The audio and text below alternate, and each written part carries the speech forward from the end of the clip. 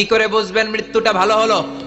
এক নাম্বার আলামত আন-নুতকু বিশ-শাহাদা, মরার আগে আওয়াজ করে জিকির করে কেউ যদি পড়তে পারে লা ইলাহা ইল্লাল্লাহু মুহাম্মাদুর রাসূলুল্লাহ সাল্লাল্লাহু, এটা হচ্ছে আলামাতু হুসনিল খাতিমা। আপনার মৃত্যুটা যে ভালো মৃত্যু হয়েছে এটার আলামত। কি মৃত্যু?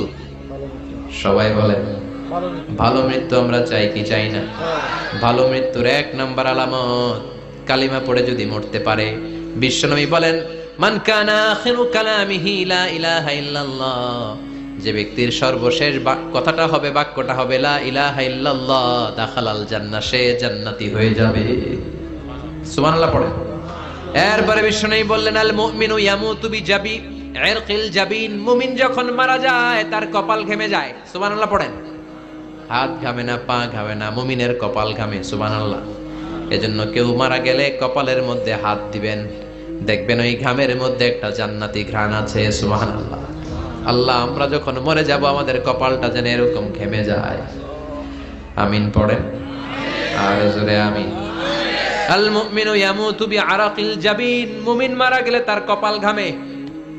কপাল ঘামলে বুঝতে হবে এটা ভালো মৃত্যু, ঈমানি মৃত্যু। চিল্লায় বলেন ঠিক কি না? এরপরে বিশ্বনবী বললেন ফি লাইলাতিল জুমা, জুমার রাতে যদি মরে, আও ফি শাহরি রমাদান, কিংবা রমজান মাসে যদি মরে, আও ফি সাফারিল হজ, কিংবা হজের সফরে যদি মরে। বাংলার জমিন থেকে অনেক হাজিরা হজ করতে যায়, অনেকে ওইখানে যে আরাফাতের ময়দানেও মারা যায়, এরকম হাজি আছে না নাই? খুশনসিব, এটা খুশনসিব। আলহামদুলিল্লাহ পড়ে।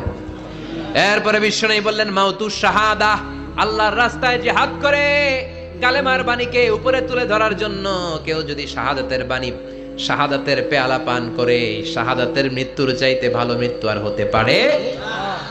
শাহাদাতের মৃত্যুর চাইতে শ্রেষ্ঠ মৃত্যু আছে নাকি? কথা বলেন। আমরা শহীদ হতে চাই কি চাই না?